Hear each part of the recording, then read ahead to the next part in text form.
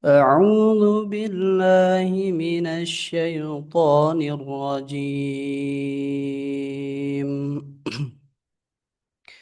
بسم الله الرحمن الرحيم.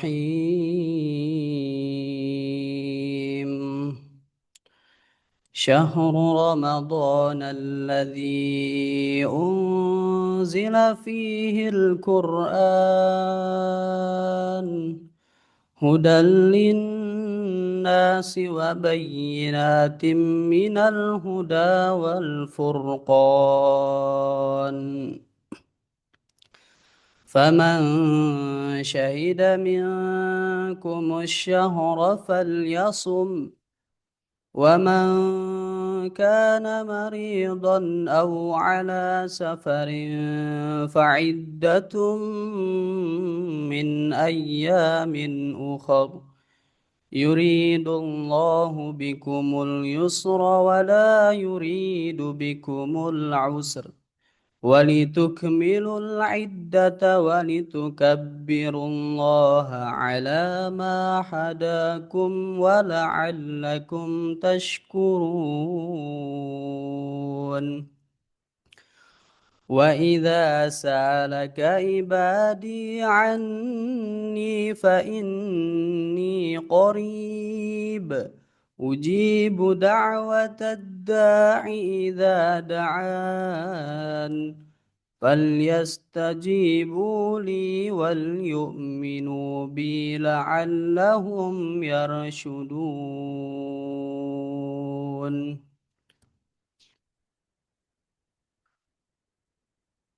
صدق الله العظيم. السلام عليكم ورحمة الله وبركاته. Syukron jazakallah khair pada Akhina Samsul dari Baitul Quran ya. Ini pesantrennya Bang Lutfi nih. Ada alumni kita juga yang katanya calon kiai di sana. Insya Allah. Tangan kanannya Ustadz Miftah ya.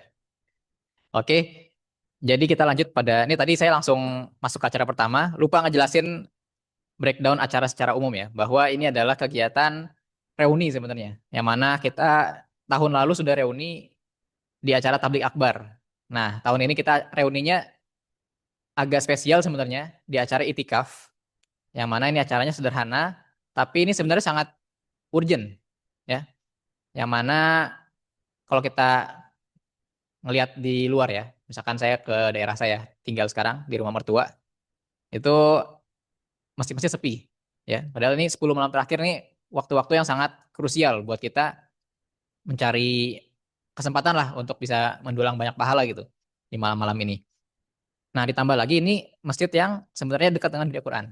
Ini Masjid Nurul Ulum ini sangat erat dengan Gereja Quran, sangat spesial bagi para santri Gereja Quran dan juga masih sepi, ya. Jadi ini kesempatan buat kita untuk ikut meramaikan, turut meramaikan sekaligus dengan acara reuni ini. Dan di acara reuni ini juga diisi dengan sebenarnya salah satunya ada beberapa kajian-kajian yang malam ini kita dengarkan, insya Allah nanti akan ada pemaparan lebih dalam banget tentang zakat yang mudah-mudahan setelah ini kita bisa paham dan juga bisa mengamalkan sekaligus mendakwahkan juga gitu kan. Kemudian besok pagi ada kita akan mendengarkan taujih dan juga nasihat dan sharing dari teman kita yang dari Sumatera. Ya, jadi kita punya alumni angkatan kelima namanya Bang Abdullah Mi'raj. Beliau salah satu penyintas kejadian bencana yang luar biasa yang kemarin terjadi di Sumatera. Dan alhamdulillah sudah mulai berangsur membaik kabarnya terakhir dan kita nanti bisa mendengarkan langsung dari beliau. Sekaligus nanti ada nasihat-nasihat sedikit. Nah, kira-kira seperti itu. Di samping itu nanti juga kita acaranya nggak terlalu formal. Kita juga sambil itikaf kan, sambil kita tilawah berbanyak dekat dengan Al-Quran. Ya, terus terang saja saya juga sebenarnya di tahun ini agak cukup berkurang intensitas untuk itikafnya. Kenapa? Soalnya baru lahiran bayi apa namanya? Ya baru 4 minggu lah gitu. Dan ini masih agak susah untuk ditinggal. Diajak pun katanya lagi banyak wabah campak ya. Mudah-mudahan kita semua dijauhkan dari segala penyakit ya. Jadi insya Allah kira-kira seperti itu gambaran besar dari kegiatan pada malam hari ini. Buat teman-teman yang mudah-mudahan ini bisa jadi kesempatan buat reuni, silaturahmi, dan tambah ilmu. Ya, kita masuk ke acara yang pertama, yaitu ada penyampaian nanti dari saudara kita, saudara ternyata dia lebih dekat daripada orang Giriapura itu sendiri gitu. Dia dari rumahnya cuma 10 menit ke sini. Beliau adalah rekan Ana juga dulu ketika berjuang sama-sama di IPB. Kita kuliah pertanian, tapi ya qadarullah Ana bergelut di pesantren, beliau bergelut di ternyata dunia finansial yang lebih banyak ya. Sebenarnya banyak sih portofolio beliau ya, cuma Ana nggak tunjukin. Nanti beneran sampai imsak ya, yes ya. Ya insya Allah nanti beliau akan mungkin perkenalkan sendiri terkait sepak terjang beliau. Ya pokoknya intinya adalah ini adalah momen untuk kita bisa belajar zakat. Yang mana zakat ini salah satu kunci ya teman-teman buat kita memajukan kesejahteraan umat. Buat sedikit aja, sedikit gambaran. Ini karena saya sempat belajar terkait apa namanya ekonomi Islam gitu kan. Jadi punya gambaran sedikit bahwa ternyata Indonesia dengan jumlah penduduknya yang begitu banyak itu sering kita dengar bahwa ini Indonesia jadi susah gara-gara penduduknya banyak, ya kebanyakan penduduk gitu. Beda sama di Brunei atau di negara-negara lain yang penduduknya lebih sedikit dan mudah diatur. Katanya sih seperti itu gitu. Tapi nyatanya nggak begitu.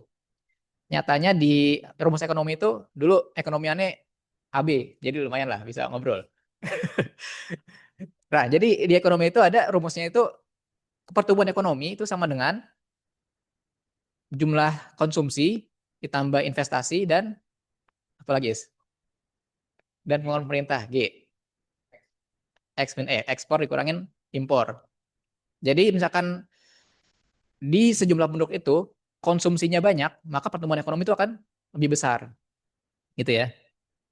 Nah, sekarang kondisinya adalah Indonesia ini penduduknya sangat banyak, tapi ternyata dari sejumlah penduduk yang banyak itu banyak yang mampu, apa banyak yang nggak mampu.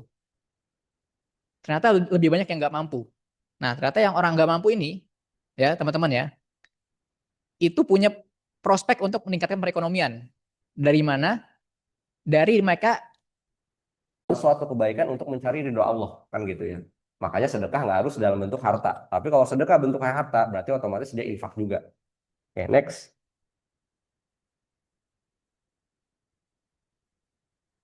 Nah, habis itu saya mengambil dari hadis dan juga Al-Quran ya, mencari tahu kalau misalkan kegiatan berinfak mengeluarkan harta itu dari mulai tingkatan yang paling rendah. Rendah itu artinya harusnya kita nggak punya usaha keras gitu ya, nggak repot gitu, sampai yang paling berat itu kalau diurutkan seperti apa. Nah, sebetulnya sebelum kita ngomongin zakat itu kita harus clear dulu sama yang bawah-bawah dulu gitu, karena zakat itu nggak untuk semua orang. Kalau zakat fitrah iya untuk semua orang yang mampunya pun juga batas minimumnya lebih lebih rendah gitu dibandingkan zakat mal yang jauh lebih lebih tinggi gitu ya. Nah, sebetulnya ini adalah pemahaman yang juga harus dipahamin secara mendasar dulu. Maka di sini saya tulis yang paling bawah itu namanya dana non halal gitu. Sedangkan pemahaman kita selama ini di masyarakat, zakat apakah mensucikan harta atau enggak? Kalau kita lihat di ayat tadi ya, husmin amwalihim sodakotang tutohiruhum watuzakihim biha. Kalau diartiin apa?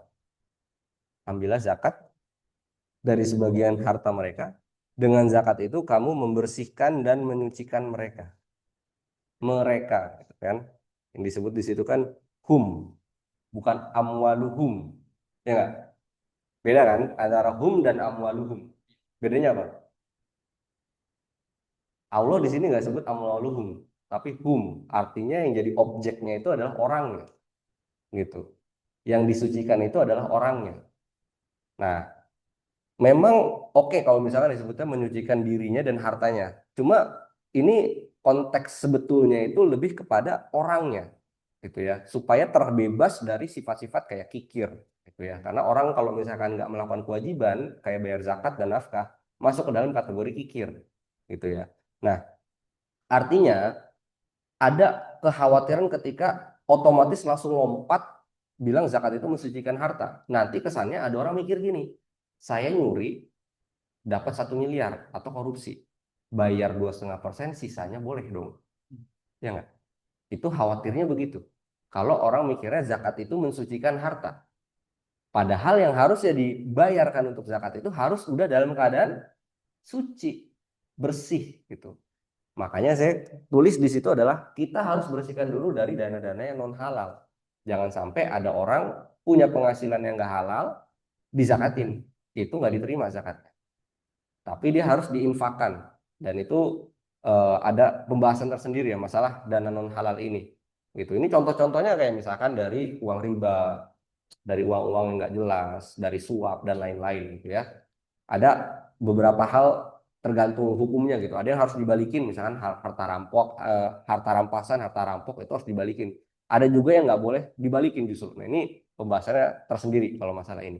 Tapi intinya di sini adalah kita harus punya pemahaman bahwa seseorang bisa melakukan zakat, infak, sedekah, wakaf, mulai dari yang wajib maupun yang sunnah, itu harus bersih dulu, gitu ya. Sebelum ngomongin zakat, ini harus dibersihin dulu hartanya. Makanya kalau kadang ya, kalau misalkan teman-teman lihat di internet, misalkan perhitungan zakat tabungan, total tabungan dikurangi bunga, sisanya baru dihitung 2,5%. Nah, itu ada benarnya. Saya nggak mengatakan 100% benar. Karena kalau dikatakan 100% benar, kesannya yang lainnya nggak digabung gitu. Padahal harusnya digabung juga. Nah, makanya memang uang-uang seperti riba dan lain-lain itu harus dibersihkan dulu dari total harta. Gitu ya. Makanya memang idealnya sebagai muslim itu nggak pakai produk-produk ribawi. Gitu. Ini juga harusnya jadi apa namanya konsentrasi tersendiri gitu. Jangan sampai kita sebagai orang muslim rajin sholat itu maksudnya sholat sunnah ya. Kalau rajin sholat lima waktu nggak rajin, namanya biasa aja gitu. Rajin sholat di masjid berjamaah sunnah muakkad gitu ya, tapi masih melakukan hal-hal yang dosa karena itu masuknya dalam dana haram gitu ya, uang bunga dan lain-lain itu nggak boleh. Makanya kita nggak boleh menggunakan atau menyimpan uang di rekening bank yang tidak syariah gitu, karena nanti ada konsekuensi harus dikeluarkan bunganya dan nggak boleh dihitung dalam perhitungan zakat. Oke, next lanjut lagi. Habis ini kita langsung masuk ke pembahasan zakat. Nah ini ya dalilnya, ini dasar-dasar aja teman-teman, nggak perlu saya bahas malam hari ini karena banyak yang udah bahas gitu ya. Lanjut lagi. Ini juga lanjut syarat-syarat harta zakat, jenis-jenis zakat, zakat badan, zakat fitrah, itu yang di belakang gitu ya. Beras itu wajib untuk semua orang, dan yang wajib nih ini ada bedanya juga nih. Kalau zakat badan atau zakat fitri itu yang wajib bayar siapa? Siapa? Misalkan ada bapak, istri, anak, yang wajib bayar apakah per orang masing-masing itu wajib bayar dan yang wajib bayar itu adalah orangnya langsung? Artinya ya istri bayar untuk dirinya sendiri, anak bayar untuk dirinya sendiri, atau gimana? Biasanya sih para keluarganya. Nah, biasanya itu memang syariatnya begitu. Jadi kalau khusus zakat fitri, itu yang wajib bayar adalah orang yang menanggung nafkah. Gitu. Jadi kalau misalnya ada satu keluarga, bapaknya yang wajib bayar. Tapi misal istrinya mau bayar sendiri, ya nggak apa-apa. Gitu. Nah ini yang membedakan sama zakat harta. Kalau zakat harta itu kepemilikan dan kewajibannya masing-masing. Gitu. Misal ada anak yatim punya harta ratusan juta, kena zakat nggak? Kena, kena. Gitu. Jadi walaupun dia belum balik, tetap bisa kena selama dia memenuhi nisab dan juga haul gitu ya. Makanya nggak mandang tuh dia mau umurnya berapa, selama memenuhi syarat itu dia wajib bayar zakat gitu. Makanya di hadis kan ada yang disebut bahwa putarlah harta yang anak yatim itu supaya tidak habis dimakan zakat. Walaupun konteks habis di sini tuh bukan berarti jadi nol, tapi sampai dia di bawah nisab gitu ya. Nah, makanya kenapa dia tetap wajib bayar. Setiap tahun tuh akan kepotong terus sampai dia di bawah nisab gitu. Oke, next lanjut. Ini pengantar-pengantarnya aja. Ini juga ancaman-ancamannya ya. Lanjut. Teman-teman bisa baca sendirilah kalau masalah yang ini. Boleh, kan nanti linknya di download aja, di share ke mereka. Nah, ini teman-teman di sini ada yang pernah udah jadi petugas zakat? Apa semuanya? Belum. Baru akan. Oke, berarti kalau baru akan lebih aman. Kalau misalkan yang udah nih saya tanya nggak tahu, wajar juga sih, soalnya emang jarang yang bahas. Oke, pertama. Tapi di sini teman-teman pendidikan terakhirnya apa? Hah? Kuliah, lagi kuliah sekarang. Lagi kuliah semester berapa? Oh, baru selesai. Di mana? Alku 2. D3, S1, D4, S1. Jurusannya apa tuh? Manajemen pendidikan Islam. Oke. Masih lah nyambung-nyambung lah sama ini kan, zakat bagaimanapun juga pendidikan Islam juga harus diajarkan juga gitu ya. Saya belajar zakat ya, kita semua belajar zakat minimal zakat fitrah 3,5 liter itu dari SD ya gitu. Oke, tapi ini bahasan advance nih, bahasan yang lebih ribet ya karena udah ngomongin zakat mal. Semua bahasan zakat itu simple sampai ketemu perhitungan zakat mal, apalagi yang kontemporer gitu ya.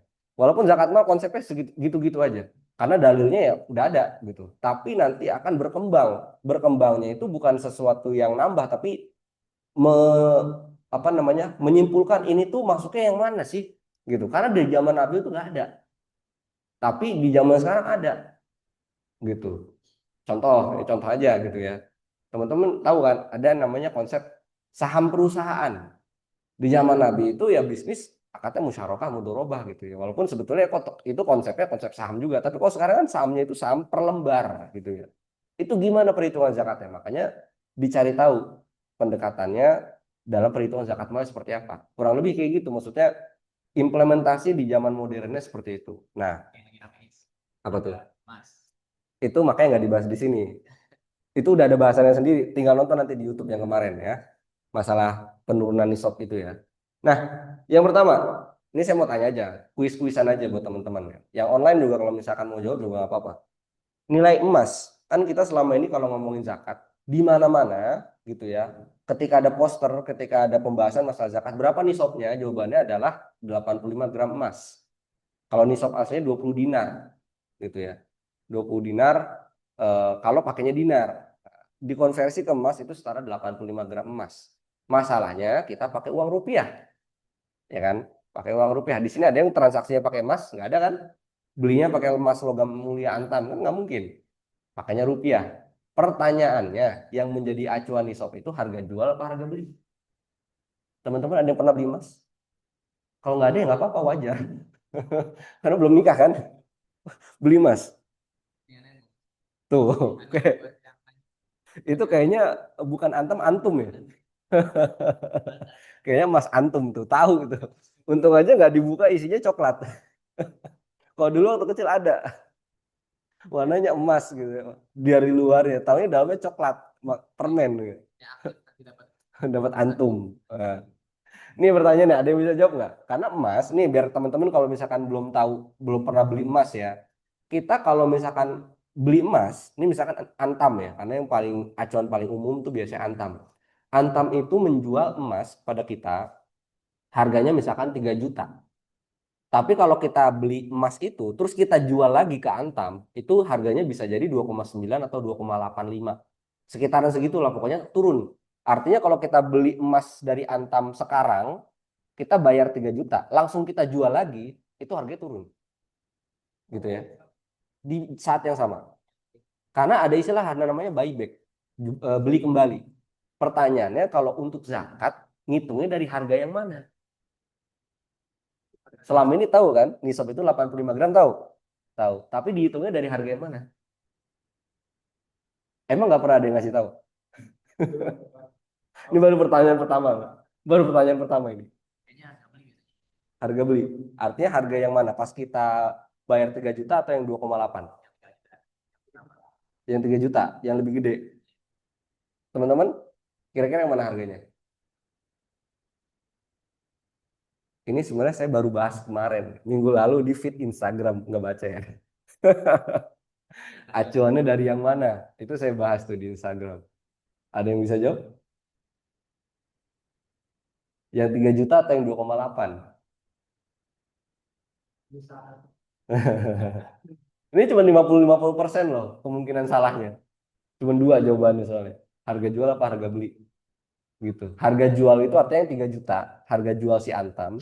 2,8 itu artinya harga beli buyback. Harga beli kembalinya si Antam. Oh, yang gede kali ya. Yang gede 3 juta. 3 juta. Harga jual. Mm-mm.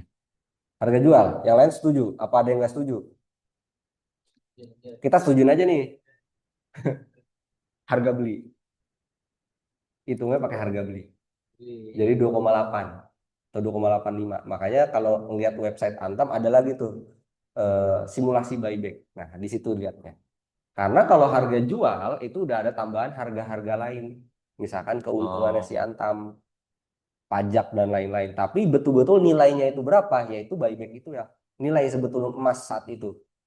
Gitu. Makanya acuannya pakai buyback.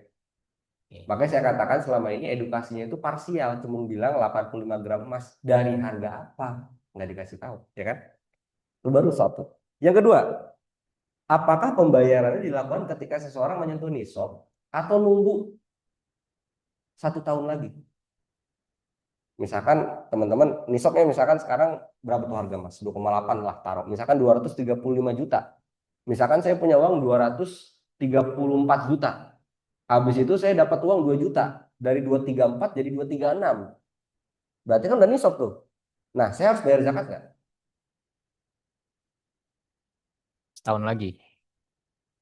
Misalkan itu dari 2 ke 234 itu udah bertahun-tahun ceritanya. Iya.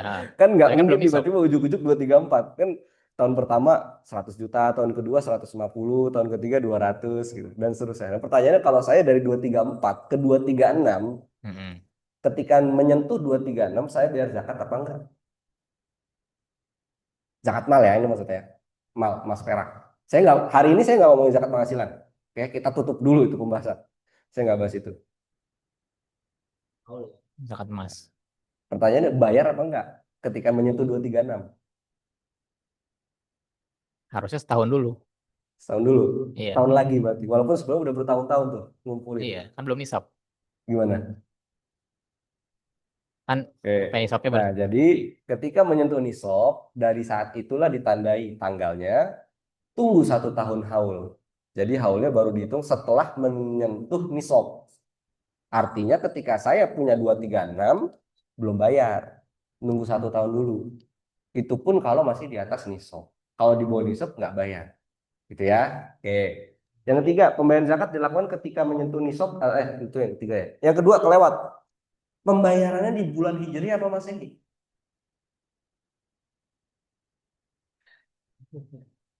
Ayo. Apakah salah satu atau boleh dua-duanya? Itu pertanyaannya sebenarnya. Harus di Hijriah kah atau bisa di Hijriah dan bisa di Masehi? Karena selama ini cuma bilang haulnya berapa lama? 1 tahun apa? Ada nggak yang ngasih tahu? Nggak dijelasin itu tahunnya tahun apa. Jangan-jangan tahunnya tahun Saka lagi. Ada yang tahu tahun Saka? nggak tahu Atau tahun berapa hari. baru Cina? Ada tahun Jawa?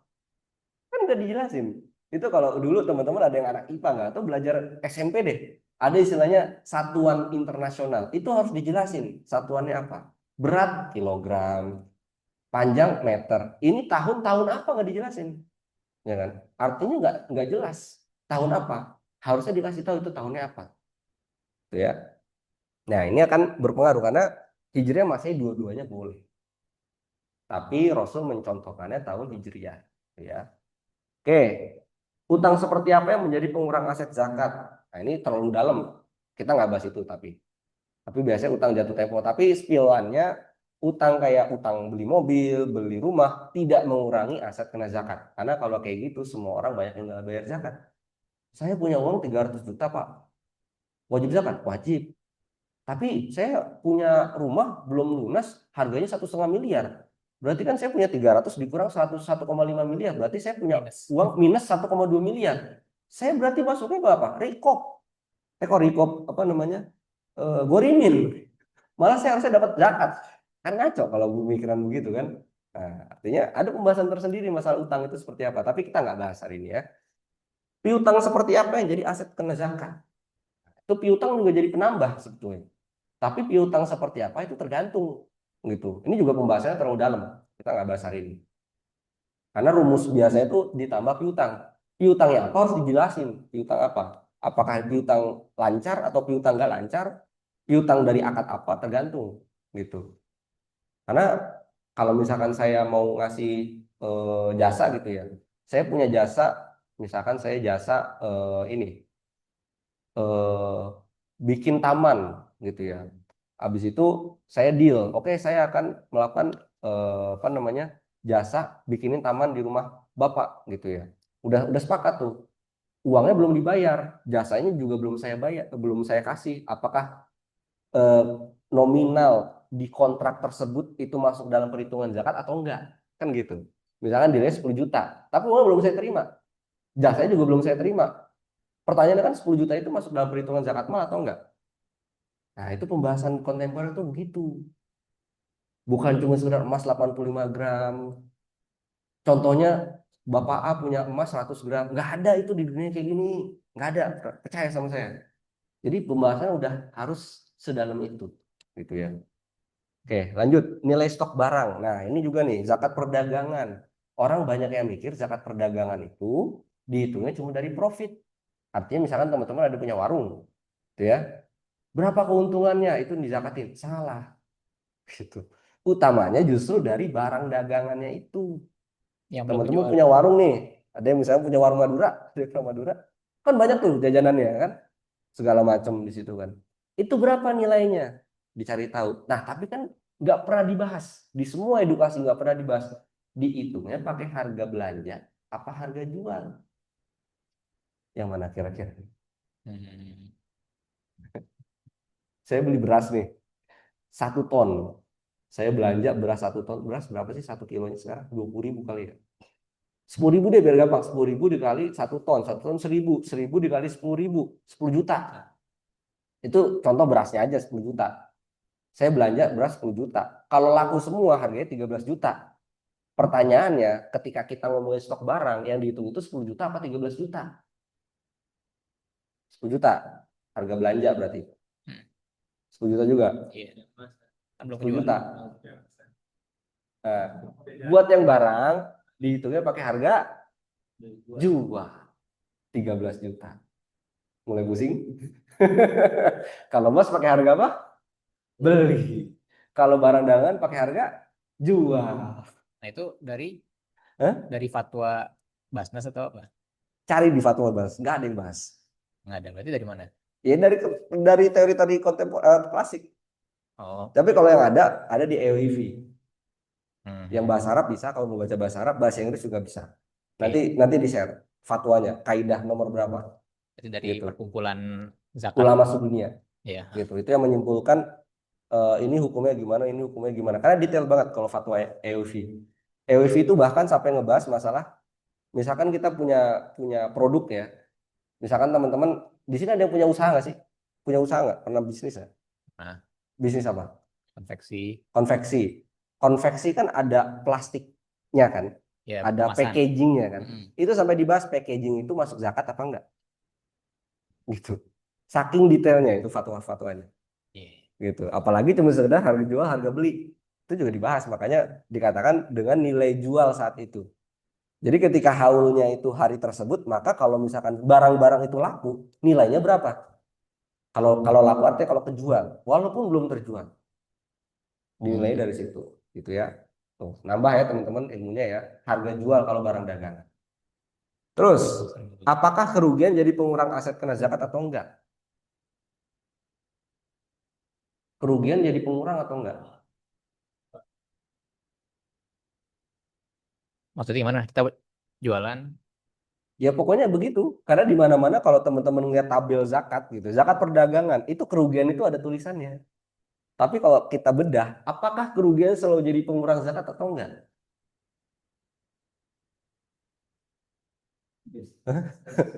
Jawabannya apa? Jawabannya tergantung. Karena kadang bisa jadi disebutnya rugi padahal dia namanya potensial loss. Artinya belum betul-betul uangnya berkurang. Karena pada dasarnya konsep zakat mal ya, sebenarnya paling gampang kita ngebayang zakat mal itu seperti apa? Itu adalah uang saat itu berapa? Artinya kalau dikatakan kerugian, berarti uang saat itu tuh udah dikurangin sama kerugian.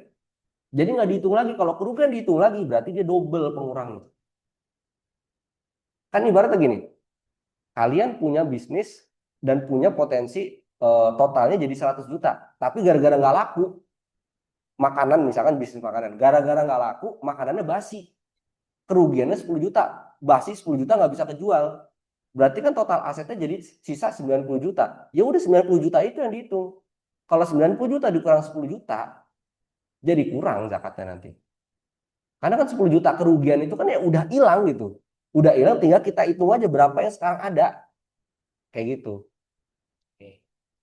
Apakah perhitungan zakat bisnis, kan biasanya gitu ya, ada tabel zakat perdagangan. Itu digabung apa dipisah sama pembayaran zakat perorangan?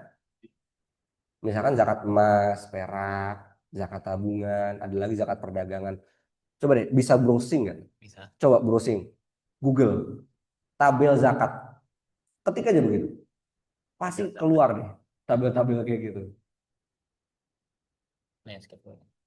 Sambil dijawab, zakat perdagangan itu digabung apa dipisah sama pembayaran zakat pribadi? Image. Google Image. Bing. Nah, udah buka aja mana aja. Sama. Zakat penghasilan, emas, perak, pertanian, perdagangan, tabungan. Nah, tuh. Dari lembaga mana aja terserah gitu ya. Tuh kan perdagangan. Modal diputar, tambah laba, tambah piutang lancar, dikurangin utang jatuh tempo, ditambah kerugian kali 2,5%. Ya kan? Selalu begitu pokoknya rumusnya. Lalu pertanyaan saya, zakat perdagangan, misalkan teman-teman ada yang punya warung.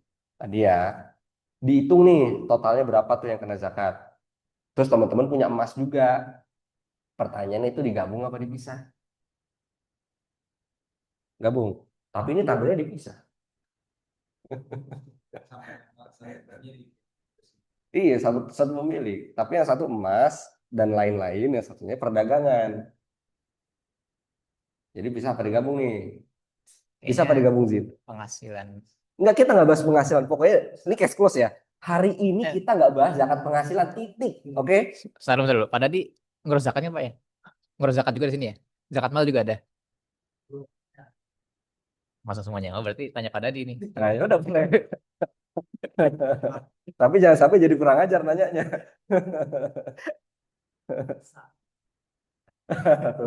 Sama saya juga. Dengan kerendahan hati beliau mau belajar bahkan. Iya sama-sama. Teman-teman yang muda nih, digabung apa dipisah? Tadi udah disebut katanya di apa digabung ya? Digabung, Zin. Digabung apa dipisah, Zin? Bisa. Dipisah sesuai dengan tabel ini. Iya. Tuh, oke. Balik lagi kita ke Canva yang tadi, Zin. Oke. Oke, apakah perhitungan zakat bisnis digabung atau dipisah dengan zakat pribadi? Jawabannya digabung. Salah terus saya ya? Ada nggak zakat yang dipisah? Misalkan emas, perak, perdagangan berarti kan itu digabung semua tuh. Ada nggak yang dipisahin dari perhitungan itu ketika haul? Yang nggak masuk aset juga, kekayaan juga kalau kita ngomongin dalam teori keuangan gitu ya. Karena saya perencana keuangan gitu, jadi ngomongnya itu masalah kekayaan gitu. Ada nggak yang dipisah walaupun dia aset? Tapi dia terkena zakat juga, tapi terpisah dia ngitungnya. Yang dipakai. Itu nggak kena zakat kalau yang dipakai. Iya kan? Mobil, motor, rumah itu nggak ada zakatnya. Jadi dia bukan aset zakat. Tapi ini aset kena zakat juga, tapi perhitungannya dipisah sama yang ini. Dipisah. Oke. Apa? Ada yang tahu nggak? Coba back biar ada clue-nya. Kemana ke yang tadi? Balik ke yang tadi. Balik lagi. Enggak. Canva. Halaman sebelumnya. Oh, sebelumnya. Ini kan kita ngomongin zakat mal ya. Kira-kira apa aset kena zakat yang dipisah dari perhitungan ini? Emas, perak, uang, dagangan itu kan digabung tadi. Kita udah tahu ya. Nah, kira-kira apa yang dipisah? Ini ada clue-nya ini. Hah? Apa? Badan bukan. Zakat fitrah jelas. Kalau itu beda perhitungannya. Nggak 2,5% kalau zakat fitrah. Udah ada ketentuannya satu so. Apa yang dipisah? Peternakan. Oh iya. Pertanian. Rikas gitu ya. Tapi saya bisa sampaikan di saat ini zakat hewan ternak hampir tidak ada lagi. Bukan berarti nggak ada sama sekali, tapi di zaman modern sekarang hampir tidak ada lagi karena rukunnya tidak terpenuhi. Apa rukunnya? Nggak boleh dikandangin, nggak boleh dikasih makan, gitu. Karena zaman dulu, zaman Rasul itu yang dikenain zakat itu karena dia menggembala, gitu, nyari makan sendiri, nggak dikandangin. Itu yang dikenakan zakat hewan ternak. Terus orang yang punya sapi, kambing nggak ada zakatnya. Zakat mahal. Zakat mah, Mm-mm. maksudnya zakat perdagangan, gitu. Sama aja, kena zakat juga beda ngitungnya. Kalau yang tadi ngitungnya berdasarkan ekor, kalau yang sekarang berdasarkan rupiah. Dinilai berapa rupiah? Apakah masuk 85 gram emas apa enggak? Karena dia jadinya aset dagangan. Gitu. Oke, lanjut. Nambah lagi kan ilmunya? Oke, lanjut. Ini udah ya. Nah, nah kita langsung simulasi. Nih ya, Bapak ABC punya logam mulia. Logam mulia kena zakat nggak? Emas. Emas logam mulia. Kena. Kalau Kena. hisap. Kena ya. Baru beli hari ini, tanggal 1 Januari 2025. Besarnya 50 gram. Pertanyaan 50 gram udah nisab belum? 85 kan? Hmm? Belum. Belum ya, 50 gram. Terus dia punya harganya dia beli 2 juta. Berarti dia keluar uang 100 juta buat beli emas, ya kan? Dari uang 100 juta dia beli emas dapat 50 gram. 1 Januari 2025. Di saat yang bersamaan dia juga punya uang. Uangnya 150 juta gitu. Dan dia punya mobil, harganya 300 juta. Punya rumah harganya 750 juta gitu ya. Nah, ternyata di tanggal 1 Januari 2025 ini memang itu sudah menyentuh nisab ceritanya. Jangan deh, jangan langsung itu. Pertanyaan saya, saya nggak ngomongin itu deh, lupa jadinya. Terus abis itu di 1 Januari 2026 hartanya dia berubah jadi 50 gram emas yang tadi, terus uangnya nambah jadi 180 juta gitu ya. Mobilnya masih 300 juta, rumah 750 juta. Jika ada kenaikan harga emas dari 1 Januari 2025 ke Januari 2026 dengan harga jual 3 juta dan harga beli kembalinya 2,8 juta, bagaimana status zakat Bapak tersebut? Apakah wajib zakat atau enggak? Kalau wajib berapa zakatnya? Coba buka kalkulator. Hitung. Yang benar 50.000. Bapak boleh Pak? 50.000 nih Pak. Karena orang yang saya tanya kayak gini 100% salah semua Pak. Diulangin, punya emas 1 Januari 50 gram. 1 Januari 2025, 50 gram. 50 gram. Uang 150 juta. Terus habis itu 1 Januari 2026-nya, emasnya masih 50 gram, uangnya 180 juta. Pertanyaannya, apakah wajib zakat atau enggak? Kalau wajib, berapa nominal zakatnya? Nah, nih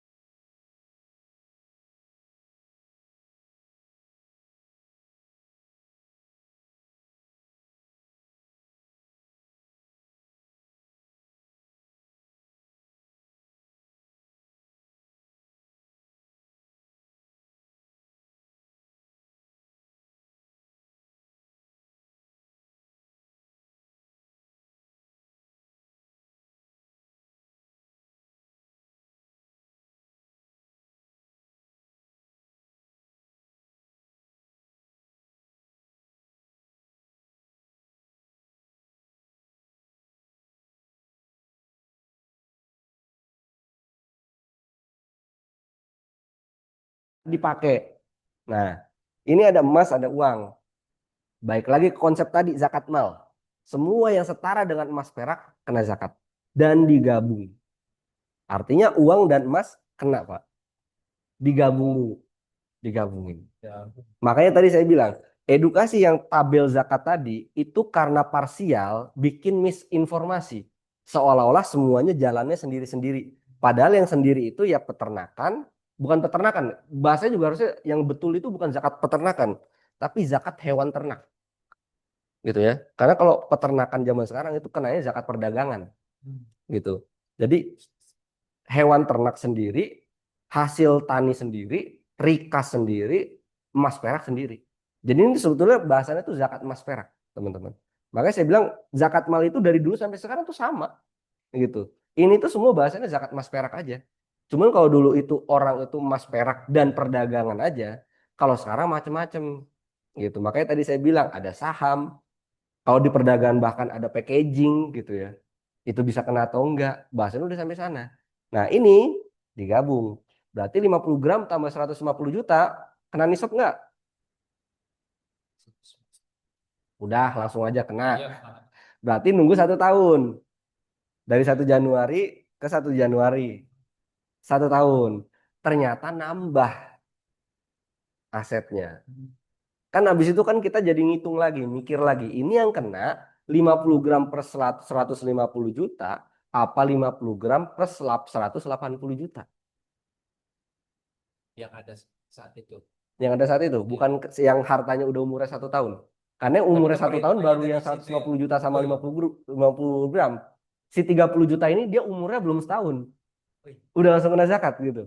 Bisa jadi misalkan H-1 tanggal 31 Desember 2025 dapat bonus dari kantor dia 30 juta.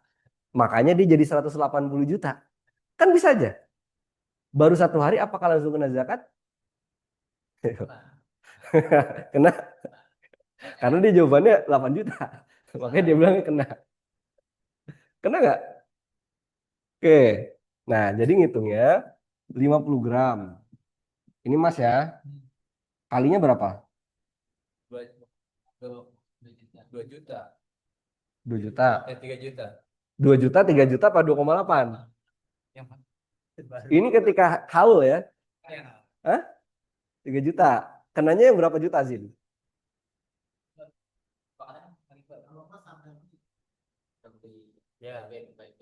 Harga jual itu harga jualnya si Antam ya.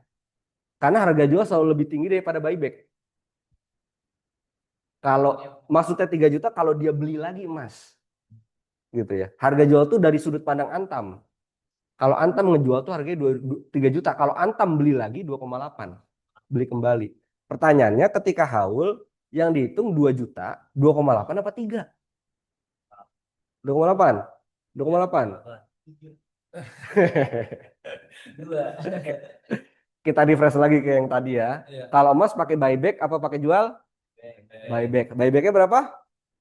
2,8. Berarti kita kalinya 2,8 juta. Buyback, Pak. Harga jualnya yang 3 juta.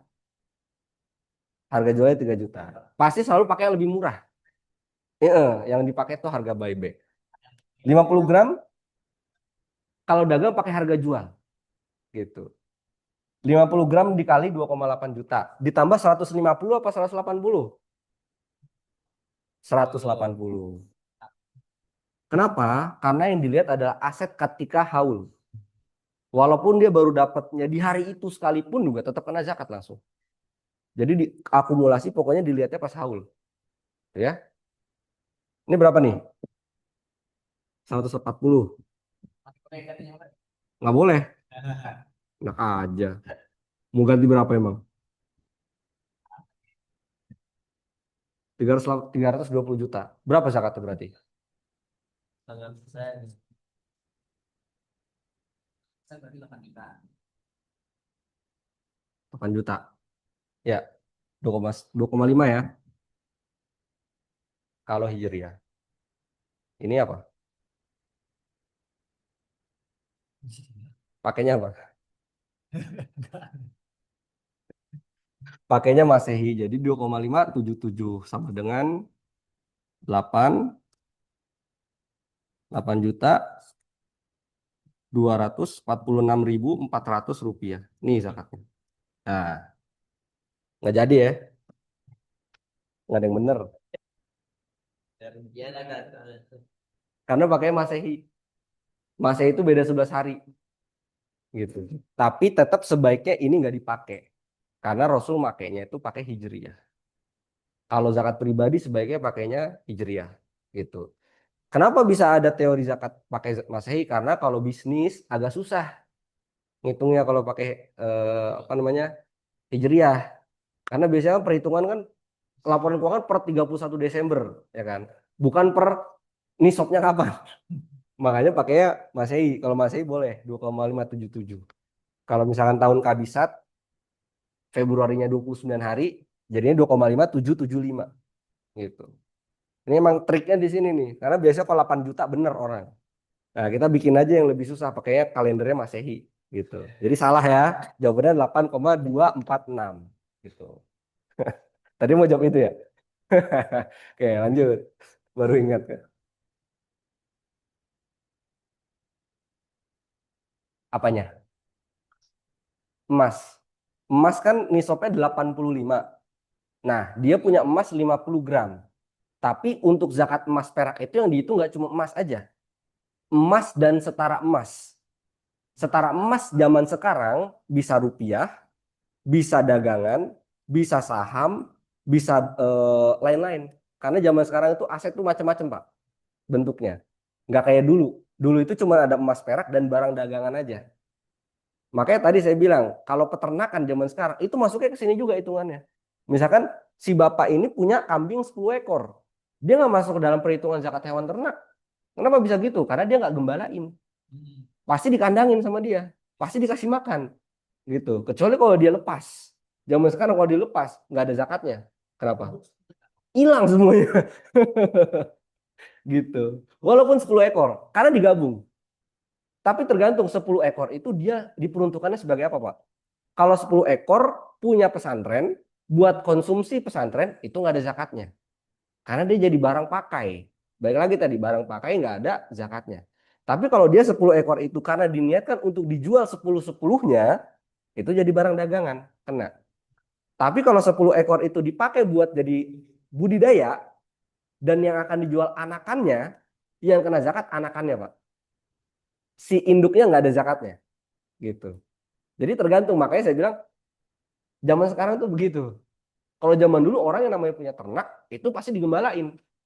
Gitu. Kalau zaman sekarang orang punya ternak, pasti dikandangin. Makanya beda ngitungnya. Makanya kalau soal zakat mal ini, satu aset bisa beberapa pendekatan. Nah, nanti kita ada tuh di situ. Oke, lanjut lagi Zin.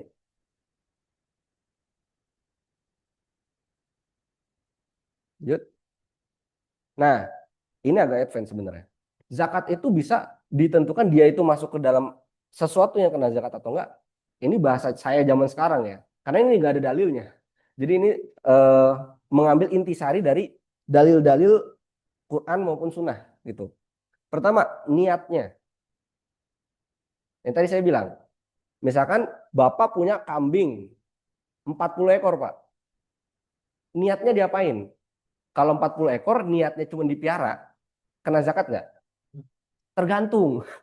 Kalau dilepasin, iya kena, Pak.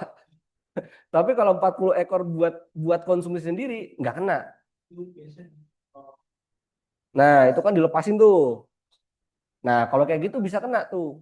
Gitu. Kenanya zakat hewan ternak.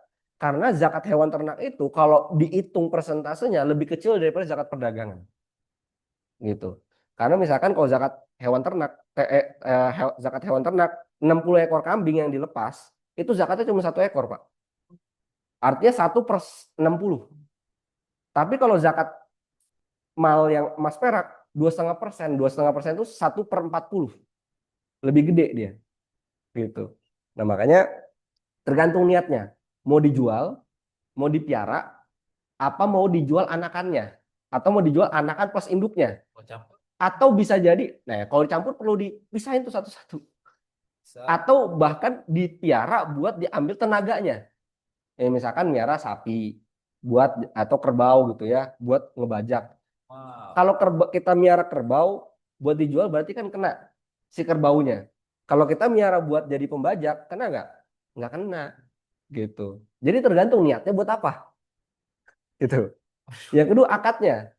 Akadnya apa? Kalau ini biasanya kalau menjurusnya ke investasi, gitu. Agak susahnya tuh di investasi. Kita investasi 100 juta ke orang lain, itu di akadnya itu akad apa?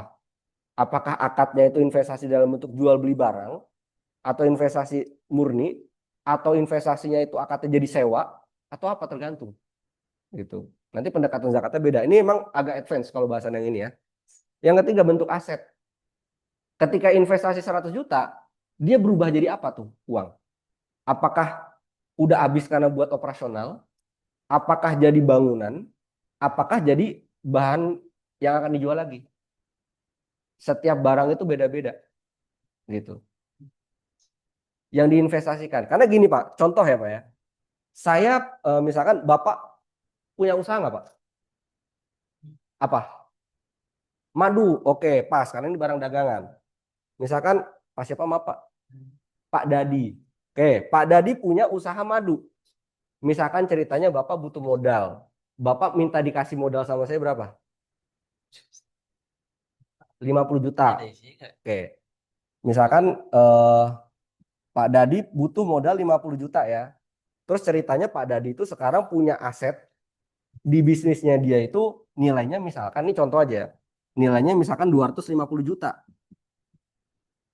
Ya kan? 50 juta, 250 juta. Terus saya tanya sama Pak Dadi, Pak, Bapak kan bisnisnya udah gede nih, total asetnya 250 juta. Emang 50 jutanya buat apa sih? Oh Mas, saya butuh nambah satu ruko supaya dapat cabang baru buat jualan. Makanya saya butuh investasi. Nah, tapi harga sewanya itu 50 juta per tahun. Makanya saya butuh investasi. Artinya ketika misalkan saya injek 50 juta ke sini, total modal jadi berapa? 300 juta. Kepemilikan saham saya di Pak Dadi berapa? Berapa persen? 50 per 50 plus 250 kali 100%. Berapa tuh? 50 per 300. Seperenam. Seperenam kali 100%. Berapa persen tuh? Seperenam persen tuh. Seperenam kali 100 bagi 6 berapa? Pakai kalkulator aja kayak gini-gini mah. Coba dong dibantu yang HP. 100 bagi 6. Biar cepet ini kita nih. Udah malam soalnya. Saya besok kerja. 16%. 16,6 ya.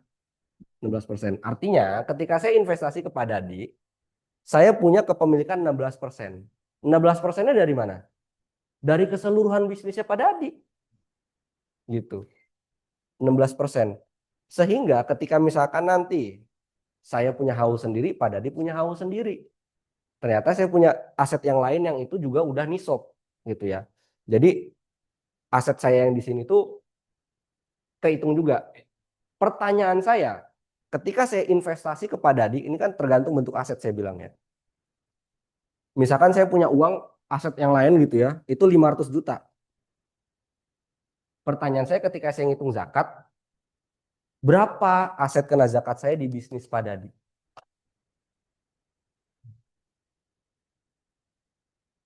Pak Dadi bisa jawab? Total asetnya 300 juta bisnis Bapak. Karena 50 juta modal saya, 250 juta asetnya Pak Dadi. Jadi total 300 juta. Sekarang pertanyaan saya, pas saya mau bayar zakat, saya punya uang 500 juta. Plus investasi saya di Pak Dadi. Pertanyaan saya, yang kena zakat dari investasi saya di Pak Dadi itu berapa juta? 50. Yang lain?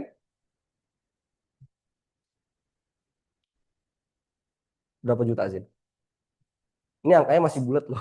Karena realitinya pasti hitungan bisnis Pak Dadi kalau dinominalkan nggak mungkin bulat 250 juta kan Pak. Pasti ada angka-angka keriting kayak gini-gini nih.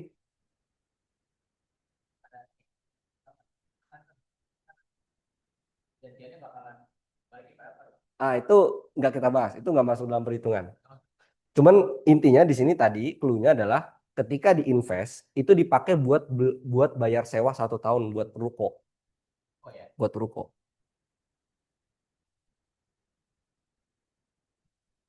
Nah, berapa?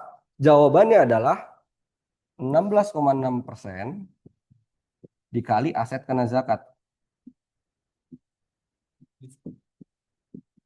Nah, ini tuh yang jadi masalah itu dari tadi tuh awal pembahasan kita tuh yang ini.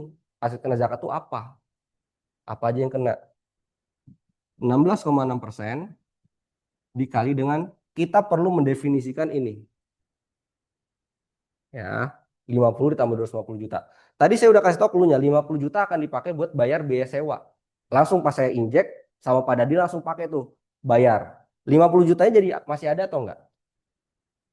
Udah nggak ada, hilang. Tapi kan saya tetap punya kepemilikan 16% dari keseluruhannya. Artinya saya memiliki hak 16,6% dari aset kena zakat bisnis Pak Dadi. Sehingga yang perlu dihitung adalah berapa total stok madu yang belum terjual.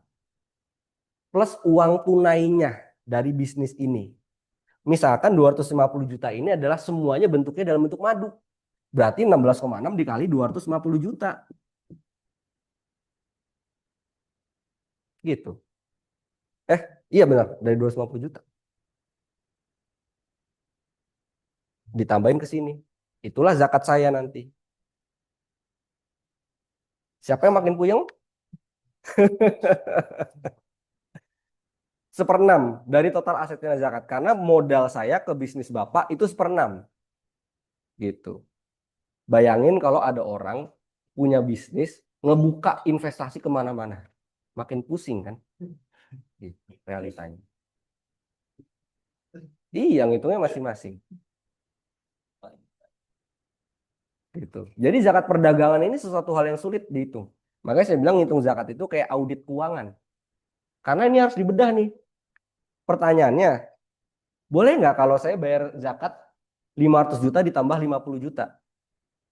Karena investasi saya kepada di 50 juta. Boleh nggak? Mikirnya. Tapi boleh nggak kayak gitu?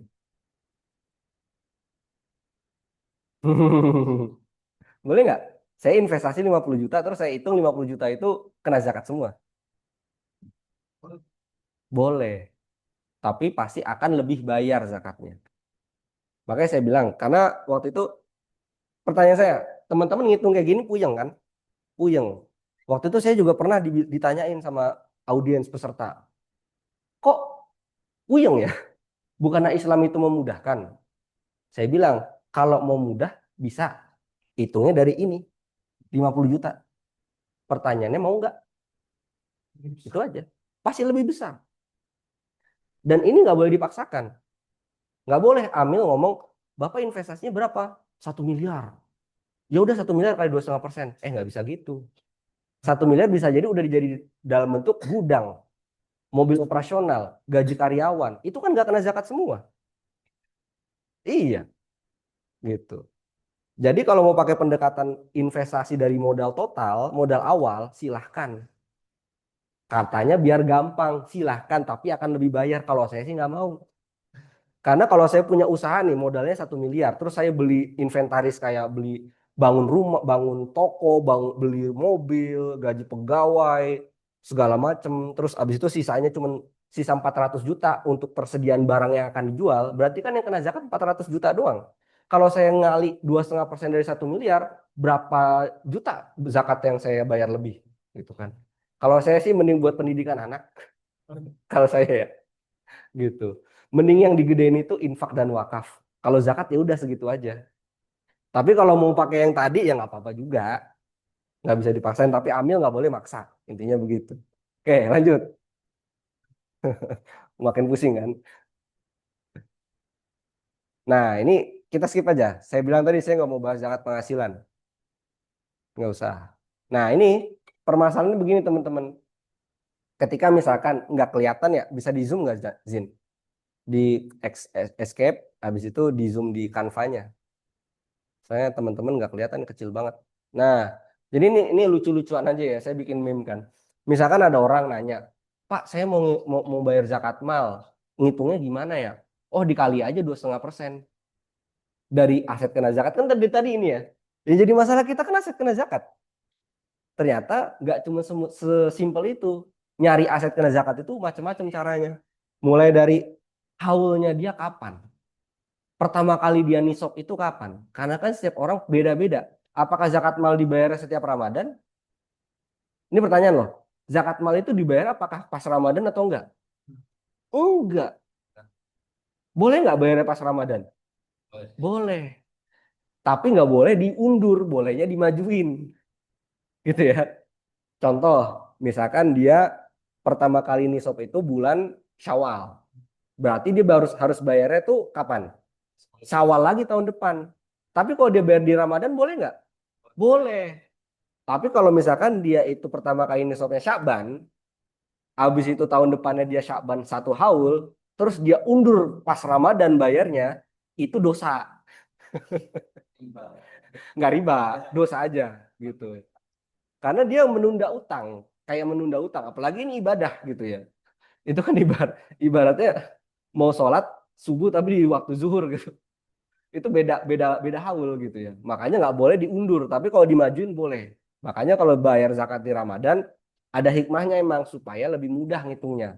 Ingat setiap Ramadan bayar zakat mal. Dengan catatan nggak boleh diundur, bolehnya dimajuin. Gitu ya. Batasan apa?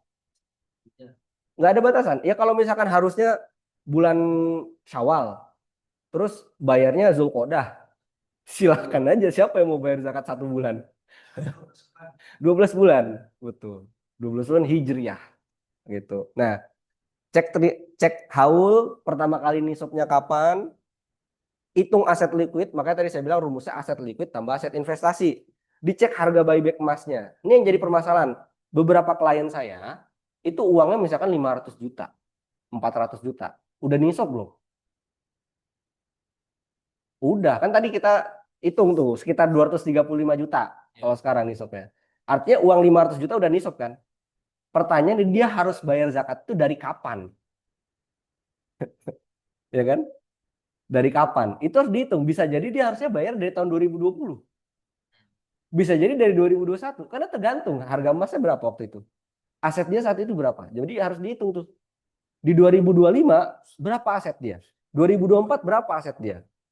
Apakah masih di atas nisab atau enggak? Berapa nisab saat itu? Itu kerjaan saya begitu. Makanya biasanya minta laporan pajak, laporan keuangan mutasi rekening bank, itu saya minta biasanya. Kalau kondisinya utang zakat. Karena ibadah kayak zakat tidak diampuni hanya sekedar bertobat. Sama kayak sholat. Kalau kita pernah nggak melakukan, ya diganti. Nggak cukup cuma taubatan nasuha, tapi diganti juga.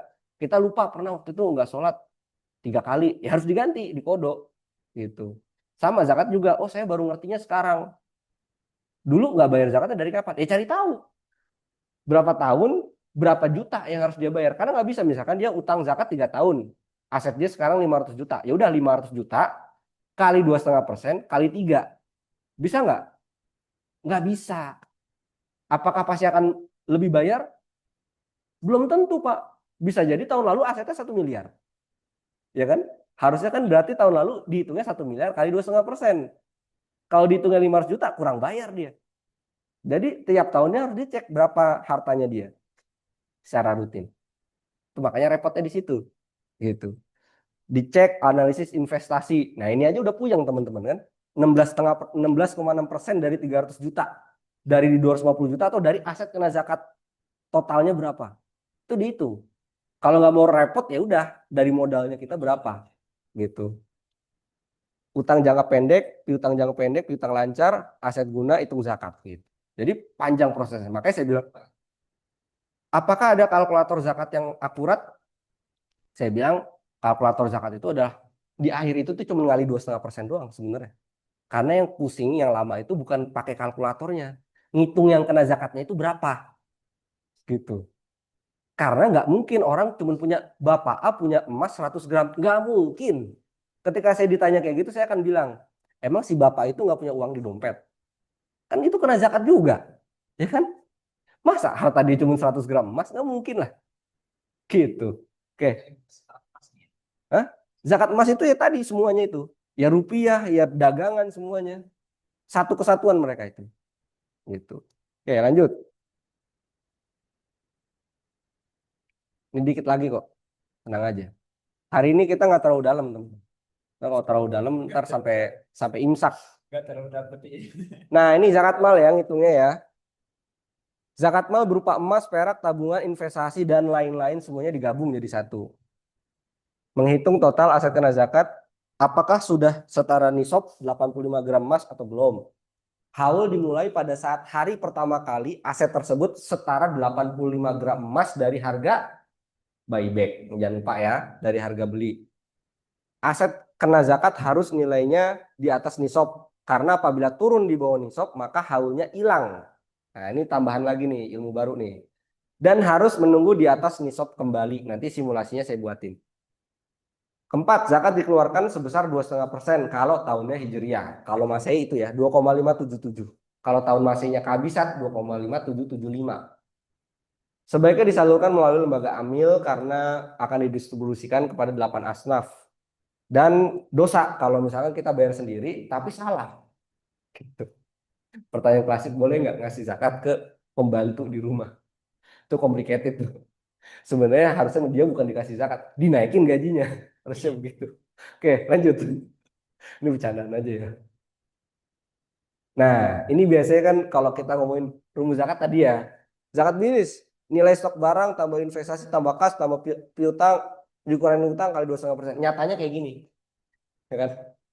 Ini aja saya bilang masih cara gampang ya. Oh, ceritanya 250 juta itu dalam bentuk madu semua. Nyatanya kan belum tentu.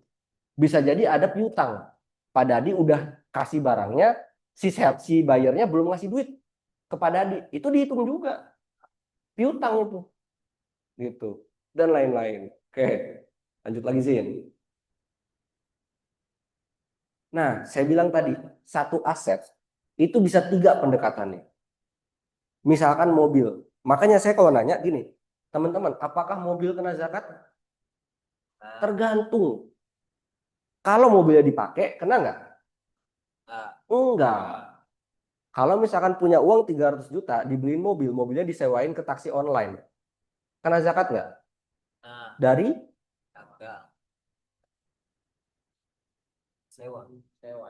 harga sewa. Itu pun kalau masih ada uangnya. Artinya itu kan nanti jadi uang kas, jadi uang di tabungan gitu ya. Jadi ujung-ujungnya ya itu uang yang dihitung itu nggak semata-mata harga sewa, tapi ya uang yang saat itu berapa. Makanya saya bilang pendekatan zakat mal itu adalah saat itu hartanya ada berapa gitu. Mau itu dari sumber sewa, mau itu dari keuntungan bisnis, ya segala macam lah pokoknya. Yang penting dalam bentuk uang kas gitu. Atau yang ketiga, kalau diperjualbelikan. Kadang ada juga orang punya kerjaan kayak gini. Teman saya ada yang begitu tuh. Beli mobil bekas, dijual lagi sama dia. Kan kadang ada orang butuh uang ya, BU gitu ya. Saya mau bayar ini nih, sekolah anak. Mobil saya jual aja deh, saya udah nggak butuh lagi. Dibeli sama dia, harganya murah karena dijual cepat gitu ya. Dijual 200 juta. Sama dia dijualin lagi ke orang lain. Ditawar 250 juta. Yang kena berapa zakatnya? Ini diulang lagi nih. 250 dari harga jual. Mau mobilnya udah laku atau belum, tetap kena. Karena dia menjadi barang dagangan. Masuknya ke situ gitu ya. Tapi beda kalau misalkan Pak Dadi punya mobil ceritanya. Punya nggak Pak? Belum, insya Allah ya Pak ya. Misalkan Pak Dadi punya mobil, dipakai buat operasional sehari-hari atau buat bisnis. Terus abis itu Pak Dadi, aduh kayaknya saya butuh uang nih. Saya jual deh mobilnya. Ayo ada yang mau beli nggak? Pertanyaan saya, misalkan Pak Dadi nawar 150 juta mobilnya. 150 juta kena zakat nggak? Tenang. Ya ceritanya nih sob kalau digabung sama bisnis madu. Ceritanya. Kena. Ini belum laku mobilnya. Mau dijual harganya 150 juta. Niatnya mau dijual. Kena. Menurut teman-teman? Kena nggak Pak Dadi? Nggak. Kenapa Pak? Kalau karena belum laku. Tapi niatnya mau dijual, Pak. Kena nggak? Ceritanya udah, kalau ditambah sama madu. Ini saya ceritanya itu kalau di total itu jadi kena, jadi nisab. Ini cuma nanyanya itu kena atau enggak sebenarnya, bukan nominalnya berapa. Enggak kena. Kenapa enggak? Apa bingung? Enggak kena. Kenapa? Karena belum ada duitnya. Tapi kan udah niat jual.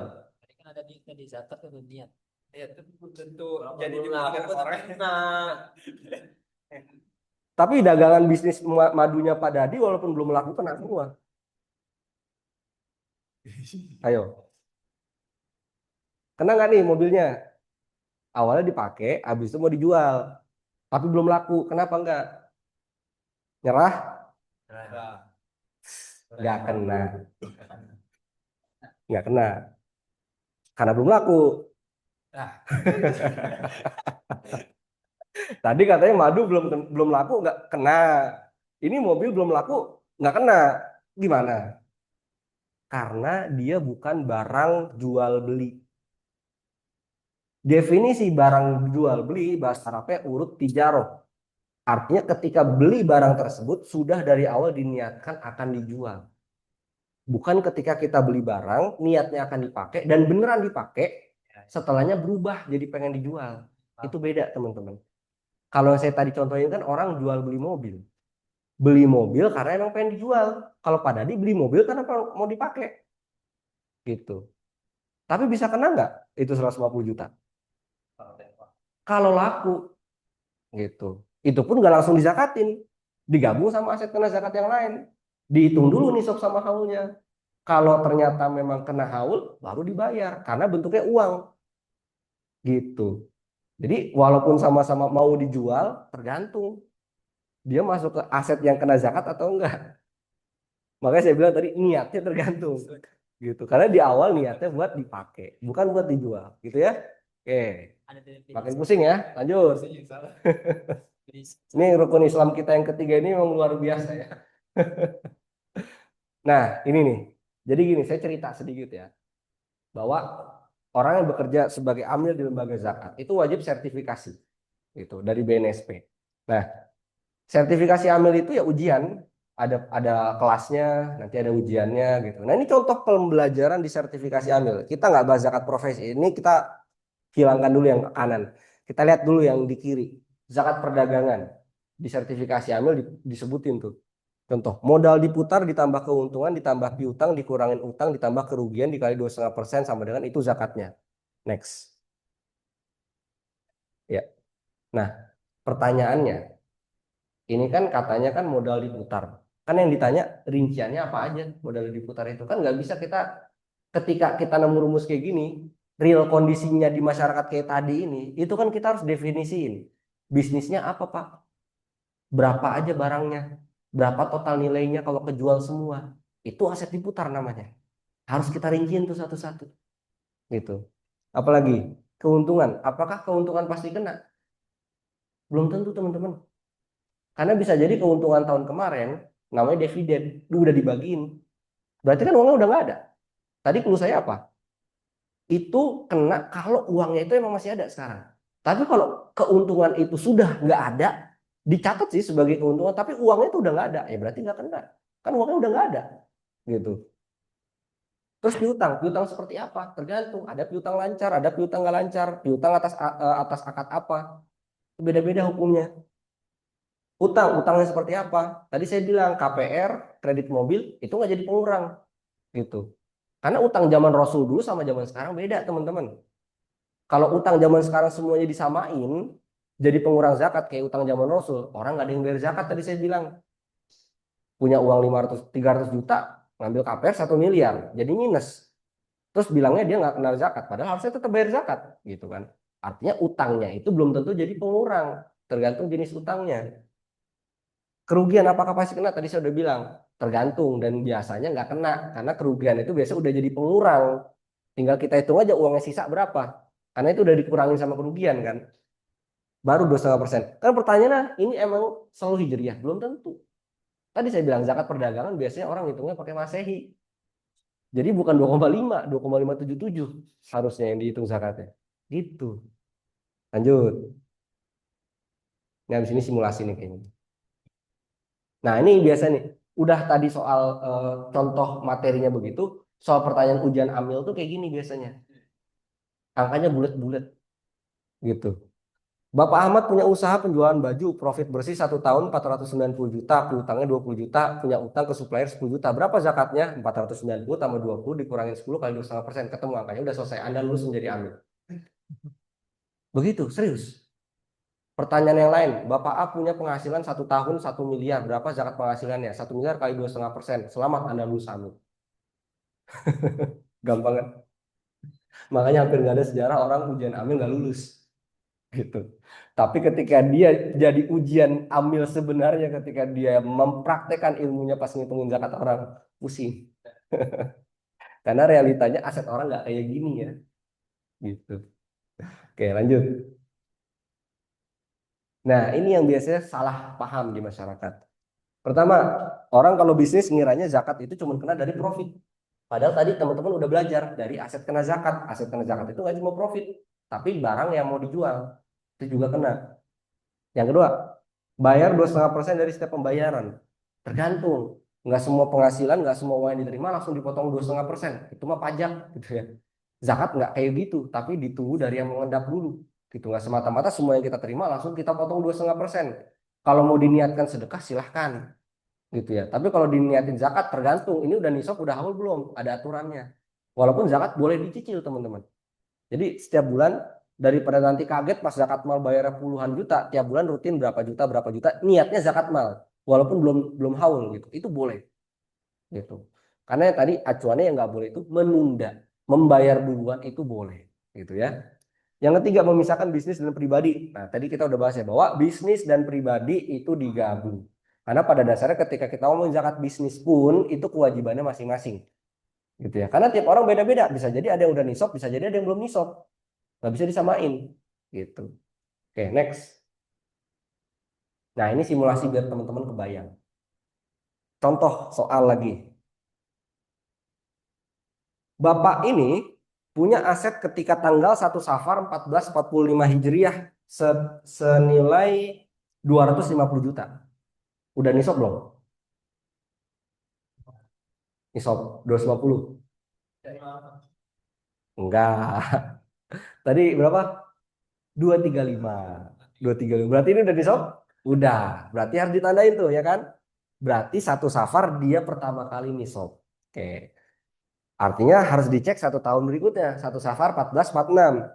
Nah, seiring berjalannya waktu ternyata asetnya berubah. Nambah jadi 300 juta. Sesuai dengan teman-teman tadi udah belajar. Ketika 1 Safar 1446 udah haul, udah bayar zakatnya dari 250 apa 300? 300. Pokoknya dari aset terakhir ketika haul. Bukan yang 250. Gitu ya. Artinya nggak harus semua asetnya itu 1 tahun. Pokoknya 1 tahun itu ngikutin dia haul. Kalau dia haul dia udah kena, ya udah saat haul itu berapa nilainya gitu. Jadi ini kondisi ideal. Dia selalu di atas nisab gitu. Jadi kena tinggal dihitung di haulnya aja. Lanjut. Nah, gimana kalau naik turun? Ini realita manusia seperti ini, teman-teman. Apakah mungkin dia naik turun? Mungkin, bisa jadi dia di tengah-tengah beli mobil, beli motor. Jadi aset kena zakatnya turun. Karena motor, mobil nggak kena zakat. Kan gitu. 1 Safar 1445, biar gampang ya, kena zakat. Di sini dia nisab ya. Habis itu setelah Safar, Safar apa sih? Muharram, Safar, Rabiul Awal turun. Haulnya masih dihitung nggak? Di reset. Rabiul Awal, Rabiul Akhir, Jumadil Awal, Jumadil Akhir, Rajab di atas nisab lagi. Terbentuklah haul yang baru. Karena dia udah di atas nisab lagi. Rajab, Sya'ban, Ramadan turun. Hilang lagi. Ramadan, Syawal, Zulqa'dah, Zulhijjah naik lagi di atas nisab. 1 Safar lagi 1446. Ini udah 1 tahun dari 1 Safar 1445 ke 1 Safar 1446. 1 Safar 1445 nisab, 1 Safar 1446 di atas nisab, masih di atas nisab. Pertanyaannya 1 Safar 1446 bayar zakat nggak? Enggak. Bayar zakat. Udah setahun ini, 1 Safar 1 Safar. Kalau dari satu safar 1 tahun maksudnya. Pertanyaannya satu safar 1446 bayar apa enggak? Nggak bayar. Nggak bayar. Bayar nggak? Ini sama-sama nisab sama udah 1 tahun. Bayar nggak? Bayar. Ini nisabnya ini yang garis putih nih. Terus asetnya naik turun. Udah setahun. Bayar Pak. Kawan Rozin nggak bayar.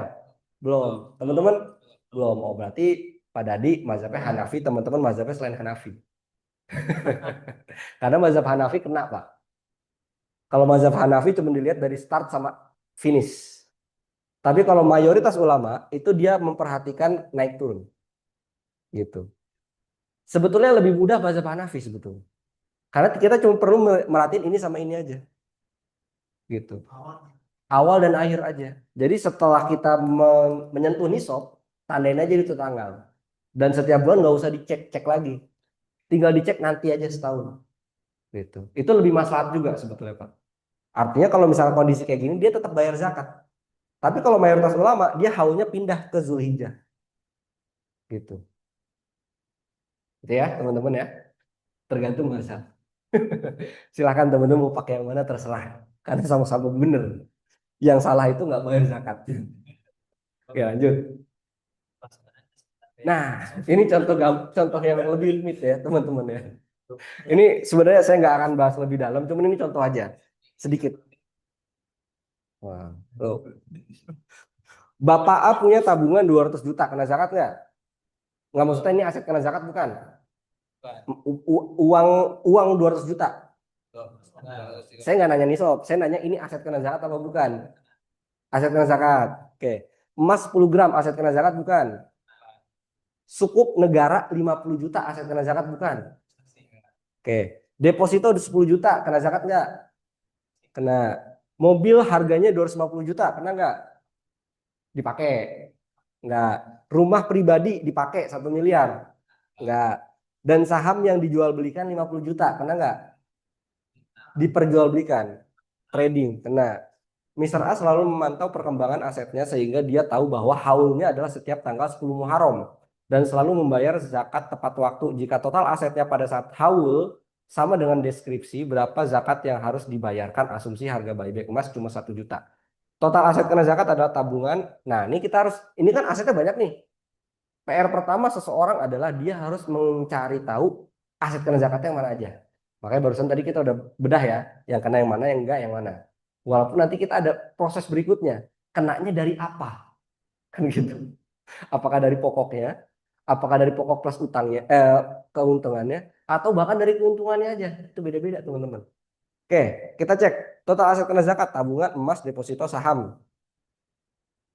Tabungan 200 juta, emas 10 juta, deposito 10 juta, saham 50 juta, total 270 juta. Ada yang kurang nggak?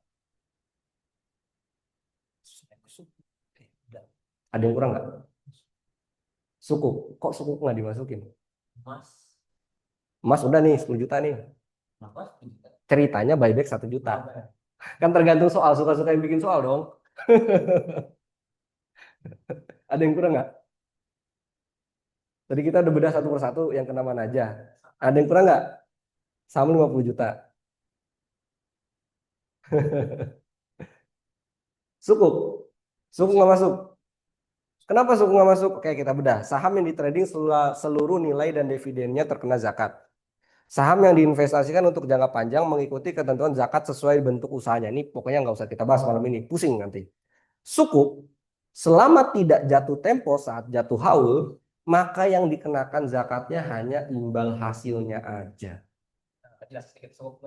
Sukuk itu adalah surat berharga yang dikeluarkan sama negara. Teman-teman ada punya bank syariah?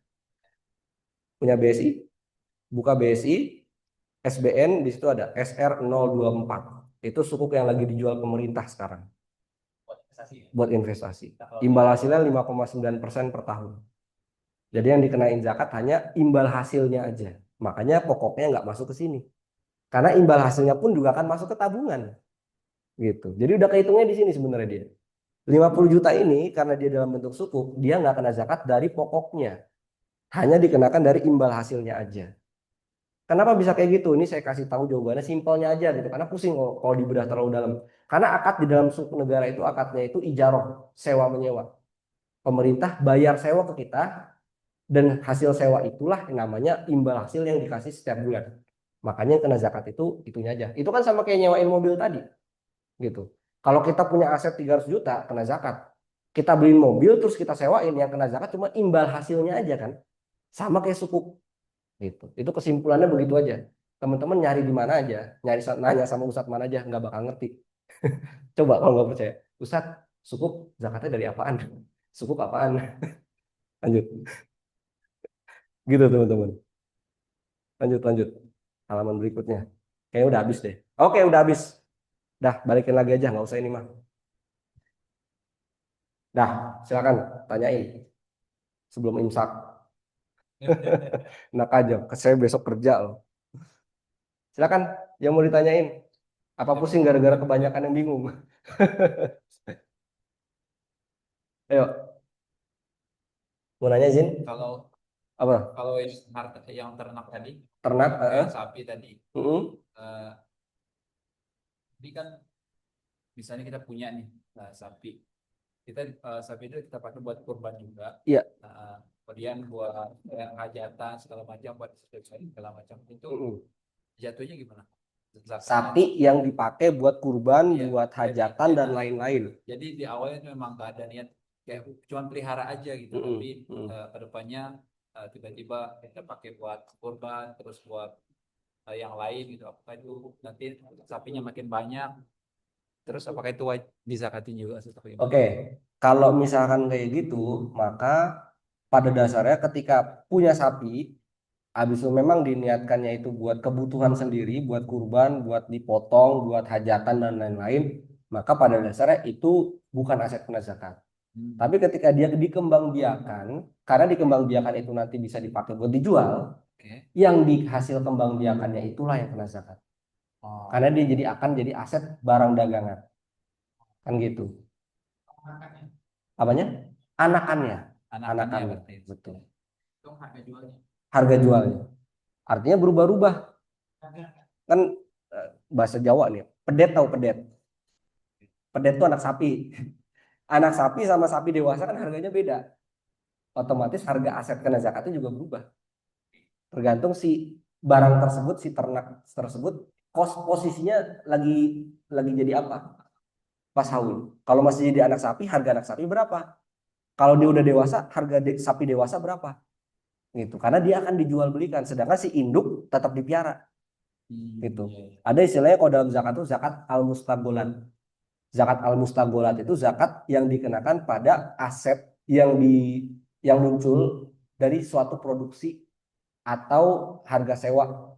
Jadi simpelnya gini, zakat mustagolat itu ya pada dasarnya zakat mal juga. Cuman dia itu yang dikenakan pada misalkan aset yang disewain kayak tadi ya, mobil disewain, rumah disewain, atau barang yang diproduksi. Misalkan punya pabrik terus memproduksi barang, ada outputnya. Yang kena zakat hanya outputnya aja. Ada sapi memproduksi anak, anaknya sapi itu yang kena zakat, si induknya nggak kena. Ada sapi diperah susunya, yang kena zakat susunya, induknya nggak kena zakat, gitu. Ya, semoga terjawab. Jazakallah. Bapak silakan. Ya, suruh. Ya, kedengaran. Biar kedengeran di Zoom. Punya showroom, mobilnya banyak, Lamborghini, Ferrari, Mm-mm. Audi, BMW gitu. Dijual kan? Tapi belum laku, udah setahun gitu. Kena atau tidak gitu? Oke, jadi kalau misalkan barang yang belum terjual, itu ada dua pendekatan, Pak. Kalau dalam mazhab Maliki, dia hanya dikenakan zakat satu kali ketika laku. Misalkan dijual nggak laku-laku 3 tahun, akhirnya di tahun ketiga laku, kena zakat satu kali, gitu. Tapi kalau apanya? Setelah 3 tahun itu. Setelah 3 tahun, karena kan nerima uang nih, nah uangnya dizakatin satu kali aja, 2,5%. Kalau mayoritas ulama, kalau belum bisa bayar setiap tahun, maka bayarnya ketika laku, tapi dikali berapa tahun, Pak? Dari keuntungan. Dari total harga semuanya. Semua total. Karena kan harga jual kita ngitungnya kalau zakat perdagangan, bukan dari keuntungan aja. Jadi si Lamborghini, Audi dan lain-lain nih laku semua nih setelah 3 tahun. Berarti total uang cash saat itu dikali 2,5% kali 3 gitu. Tapi kalau mazhab Maliki kali 1. Kalau saya sih menyarankan kita ambil yang aman aja, kali 3. Karena mayoritas ulama juga bilangnya dikali sebanyak tahun yang berjalan. Jadi jatuhnya kayak ngutang zakat. Utang itu ya. Iya. Gitu. Silakan Mbak, Tadi kalau boleh nilai dipakai itunya? maaf ya. Kalau nilai mobilnya kan turun harganya kan. Iya. Artinya tantangan zakatnya 3 kali lipat. Uangnya nggak ada untuk bayarnya gimana nanti kan? Itu persoalannya.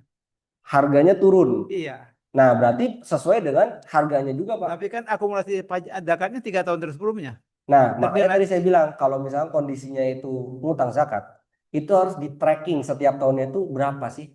Misalkan harga tahun pertama itu 1 miliar, berarti 2,5% dari 1 miliar. Tahun kedua turun jadi 900 juta, berarti yang tahun kedua 2,5% kali 900 juta. Di tahun ketiga turun lagi jadi 800, berarti 800 kali 2,5%.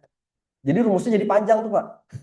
Nggak kali 3, tapi jadi kalau misalkan kayak gitu, kayak gini kurang lebih ya. Tahun pertama harganya 1 miliar kali 2,5%. Tambah, tahun kedua turun jadi 900 juta kali 2,5%. Tahun ketiga turun lagi jadi 800 kali 2,5%. Begitu.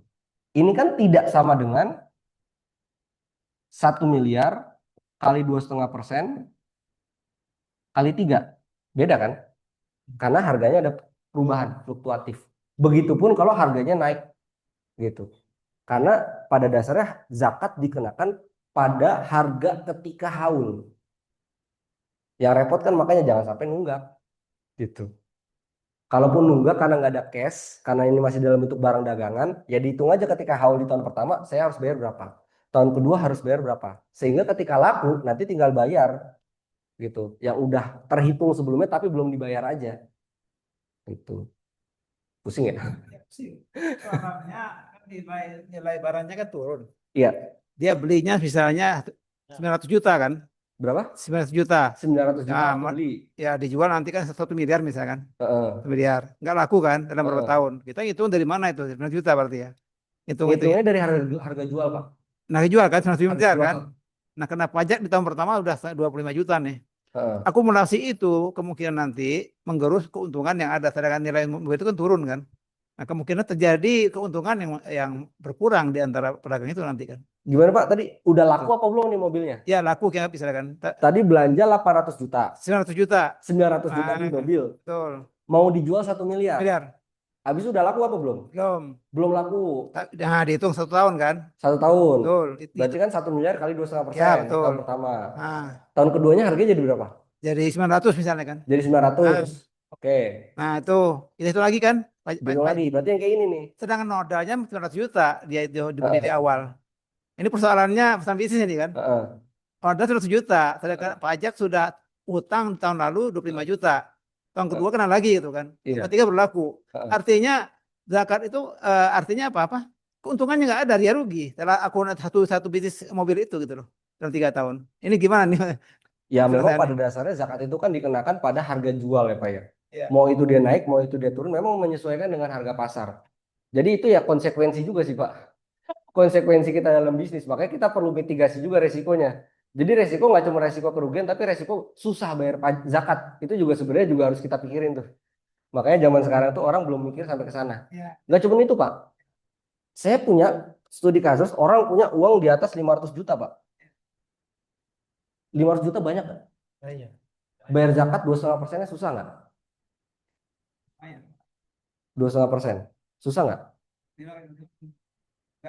Harusnya enggak dong. Tapi dia susah bayar zakat. Kenapa?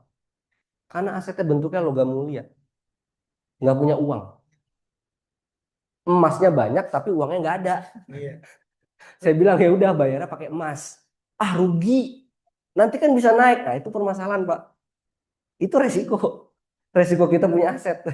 Gitu. Zakat itu ya begitu. Mau dia merasa rugi atau enggak, pokoknya kalau udah kewajiban, udah kewajiban. Ada juga baru tadi itu, saya belum balas tuh. Orang nanya di Instagram, Kak, saya mau tanya ini ada Pak, saudara saya atau kerabatnya gitu, baru pensiun punya uang banyak gitu ya. Terus udah 1 tahun, udah nisab, udah di atas nisab, udah 1 tahun. Terus dia merasa berat bayar zakat karena katanya ini kalau diperhitungkan pengeluaran dia setiap bulan, setiap tahunnya, ini ngepas gitu. Kalau dibayar zakat sekarang, ini takutnya jadi susah nanti, jadinya nggak sesuai perhitungan dia lah, simpelnya begitu. Bisa nggak itu jadi alasan supaya jadi zakatnya jadi nggak wajib? Gitu. Menurut teman-teman gimana? Bukan diakalin, tapi dia nggak mau bayar, merasa berat, karena berdasarkan perhitungannya dia, uang pensiun dia itu ngepas buat kebutuhannya dia. Tapi si harta dia udah nisab, udah haul. Gitu. Persoalan kan? Harusnya dia tetap bayar zakat. Nggak peduli dia mau punya target apapun, bayar ya bayar. Zakat tuh begitu. Tapi kan nanti kurang segala macam. Kalau hartanya dia gara-gara bayar zakat di bawah nisab, kan udah nggak bayar lagi setelahnya. Kan begitu. Nisab 235 juta loh, gede loh. Gitu. Jadi jangan sampai merasa zakat itu membuat kita susah. Itu cuma 2,5%. Itu baru zakat. Sebenarnya kalau dalam percaya keuangan syariah ngomonginnya bukan cuma zakat. Saya bahkan biasanya bilang seharusnya itu infak yang sunnah itu lebih gede daripada zakat. Karena zakat cuma 2,5% untuk. Makanya teman-teman yang belum wajib zakat nih, saya tahu nih kalian belum wajib zakat mal. Nggak mungkin muka-muka kalian 300 juta punya, nggak mungkin gitu. Belum sampai nisab, banyakin infak sedekah gitu supaya terbiasa. Karena idealnya infak sedekah itu di atas 2,5% teman-teman. Dan utamakan ke yang terdekat, keluarga, tetangga, kerabat, teman gitu. Itu yang paling utama teman-teman. Gitu. Jadi makanya saya bilang orang bayar zakat 25 juta apakah dia termasuk dermawan? Itu pertanyaannya sama kayak orang kalau sholat zuhur apakah dia termasuk orang rajin sholat? Kan enggak ya. Tapi kalau orang infak 25 juta itu luar biasa teman-teman. Karena berani infak 25 juta, jangankan 25 juta deh, infak 1 juta aja. Itu kan hukumnya sunnah gitu ya. Artinya dia mau rela mengeluarkan sesuatu yang nggak wajib gitu. Sama kayak sholat, dia rela meluangkan waktu buat sholat duha, sholat tahajud, sholat witir, sholat taraweh, yang mana nggak wajib. Itu baru yang dikatakan rajin gitu. Tapi kalau sholat 5 waktu dibilang rajin, salah berarti standar kita. Itu sebuah bare minimum sebagai orang muslim gitu ya. Bahkan yang kalau kita bilang itu nggak wajib, kita keluar dari agama gitu. Jangan sampai itu jadi seolah-olah itu jadi suatu pencapaian yang luar biasa. Berarti level kita masih di level rendah.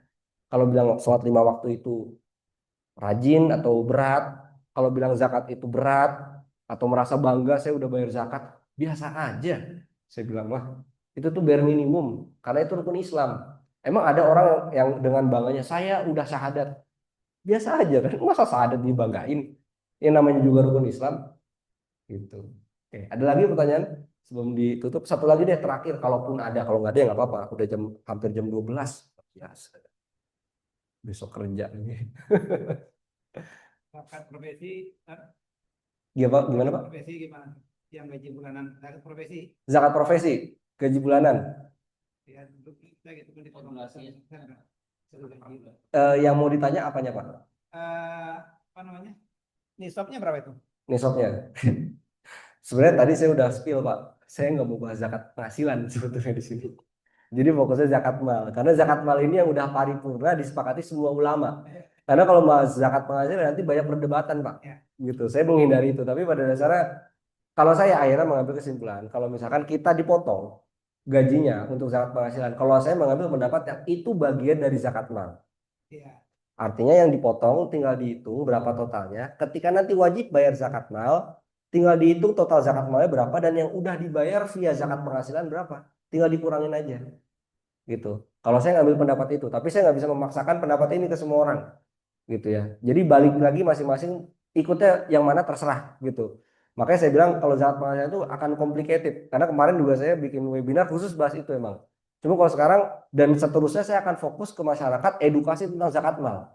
Karena zakat mal itu dari dulu sampai sekarang juga udah ada prakteknya. Dan sekarang makin complicated Pak. Karena tadi ngomongin masalah madu aja ini pusing Pak.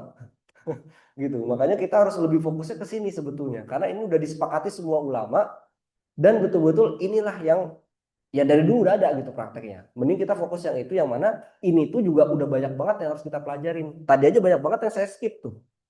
Contoh-contohnya, teori-teorinya, karena saking banyaknya. Kalau tadi saya bilang ambil contoh yang paling cukup rumit itu, bahkan pembahasannya itu kalau kita punya usaha kita jualan, habis itu ada kemasannya. Apakah kemasan itu kena zakat apa enggak? Itu sampai dibahas sama ulama, Pak. Gitu. Oke, gitu ya. Semoga menjawab walaupun tidak saya jawab. Karena saya menghindari pembahasan zakat penghasilan. Oke. Itu ya, cukup ya, teman-teman. Oke, dari saya cukup sekian. Setelah ini saya kembalikan lagi kepada Rozin untuk penutupan. Wabillahi taufiq wal hidayah. Wassalamualaikum warahmatullahi wabarakatuh.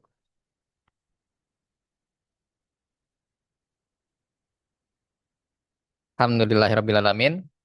Jazakallahu khairan kasiran kepada Akhina Kais yang sudah menjelaskan, memaparkan beberapa mungkin hal yang lebih dalam terkait zakat yang selama ini mungkin yang kita dengar terlalu sederhana ya. Dan ternyata kalau misalkan diimplementasikan ya mungkin perlu lebih teliti lagi gitu untuk bagaimana untuk memisah-misahkan, mendeskripsikan, tracking dan segala macam lah itu. Tapi itu wajib gitu kan. Kewajiban semua muslim. Jadi bukan hal yang luar biasa ketika sudah bayar zakat karena itu sudah harus dibayarkan gitu. Justru kalau nggak bayar zakat berarti akan ada konsekuensinya. Berat konsekuensinya. Mendingan lapar daripada apa namanya. Tapi nggak mungkin lapar ya kalau misalkan udah nisab mah insya Allah makan pasti ada. Ya kayak gitu. Itu sebagai tadinya aneh mau ngajak ini. Ini setelah ini kita ayo kita ajak orang buat zakat gitu kan. Iya, Pak. Bayar zakat, Pak. Kalau zakat kita wajib. Enggak, cuma kita ngajak orang ntar dia nanya zakat saya berapa? Oh, pusing gitu. Iya, berarti harus memperdalam lagi, harus belajar lagi. Tapi yang jelas zakat itu wajib dan itu jadi salah satu solusi buat nanti kita bisa mensejahterakan umat. Ya, karena pemerataan itu nanti akan jadi ya kunci lah supaya orang-orang itu yang tadinya mustahik ya, orang-orang mustahik itu seandainya dia nggak bisa untuk menjalankan apa namanya kebutuhan dia sehari-hari, itu jadi tanggung jawab muzakinya gitu kan.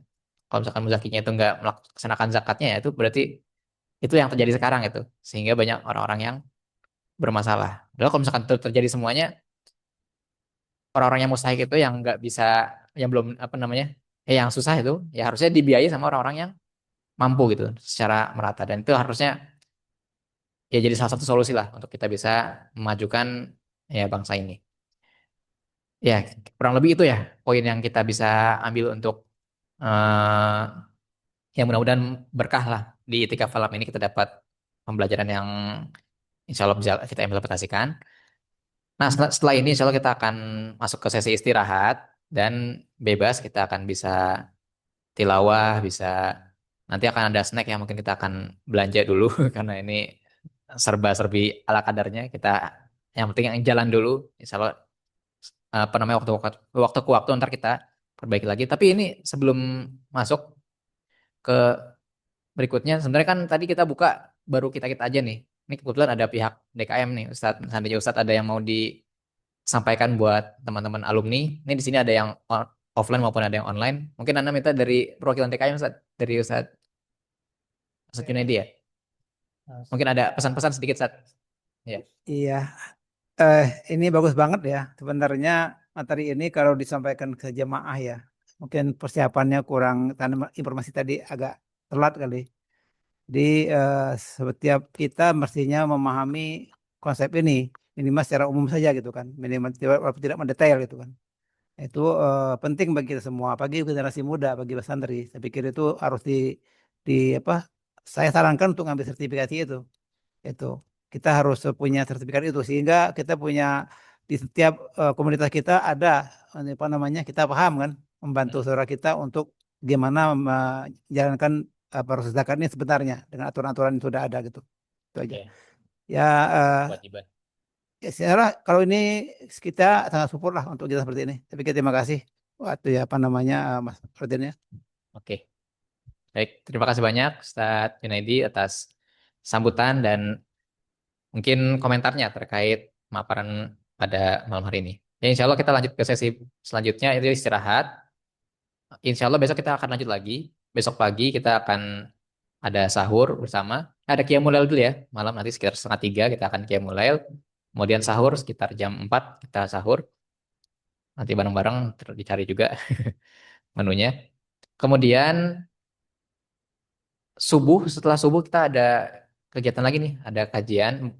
Sebenarnya sharing-sharing saja nih dari teman kita, dari alumni, dari Sumatera. Namanya Bang Abdul Mi'raj. Beliau akan sharing terkait kondisi yang ada di sana. Ya, yang mana rumah keluarganya tuh udah rata sama tanah gitu kan. Dan alhamdulillah kemarin ketika kita penggalangan dana dari HAS dan juga Geria Quran sudah disalurkan kepada beliau, walaupun tidak terlalu banyak. Tapi alhamdulillah ya mungkin sudah banyak ini juga ya, dari yang lain juga ada yang membantu. Nanti kita akan dengarkan sendiri bagaimana kondisi yang terbaru. Ya mungkin itu yang bisa Anda sampaikan. Kurang lebihnya Anda mohon maaf apabila banyak kekurangan di sesi yang pertama ini, yang mudah-mudahan untuk yang selanjutnya dilancarkan semuanya. Ya, kurang lebihnya itu saja. Terima kasih banyak para DKM, para alumni, KAIS yang sudah hadir, dan juga santri yang masih aktif yang sudah hadir di sini. Kurang lebihnya itu saja. Billahi taufiq wal hidayah. Assalamualaikum warahmatullahi wabarakatuh.